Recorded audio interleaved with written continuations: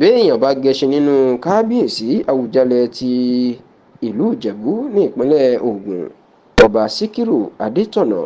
ó dájú pé ẹṣin náà kò lè kọsẹ̀ láéláé o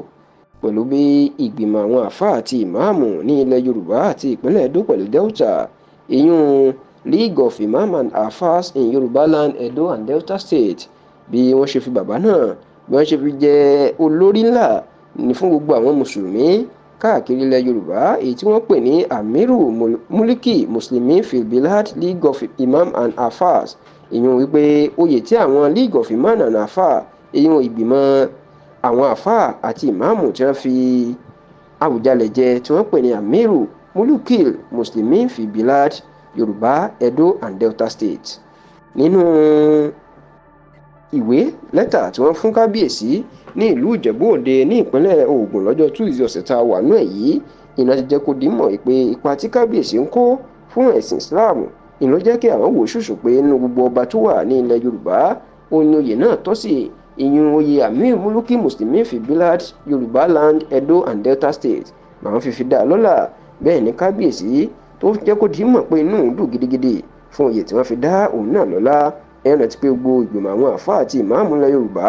wọ́n ń ṣe ìpàgọ́ èyí tó lóyìnbó ń pè ní conference lọ́wọ́ èyí tó jẹ́ pé ìpínlẹ̀ Ògùn ni wọ́n ti ń ṣe pàápàá ní ìlú Ìjẹ̀bú tó sì jẹ́ pé ibẹ̀ àǹfààní náà ni wọ́n lò láti fi dá Awùjalẹ̀ Ìjẹ̀bú lọ́lá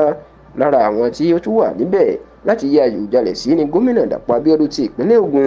bẹ́ẹ̀ ni gómìnà jẹ́ kó di mọ̀ pé inú òun dùn dáadáa ipò irú Awùjalẹ̀ ni wọ́n lè fi oyè náà dá lọ́lá lára àwọn tó tún wà níbẹ̀ ìní gbajúgbajà aṣíwájú àwọn olórin fújì lórílẹ̀‐èdè yìí ni tó jẹ́ máyégún ilẹ̀ Yorùbá àti olórí ọmọọba kílẹ̀ ilẹ̀ Ìjẹ̀bú ìyún Alhaji Wasiu Ayinde ọmọ tó gbọ́láhàn Marshal ẹni tó pèèyàn náà sí K1 the ultimate òun náà máa wá láti wá bá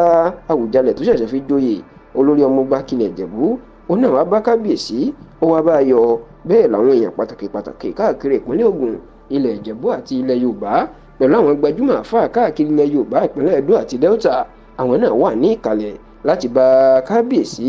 Awùjalẹ̀ ti ilẹ̀ Ìjẹ̀bú ọba Síkírù Adétọ̀nà ọ̀gbágbá kejì láti bá a ṣe ayẹyẹ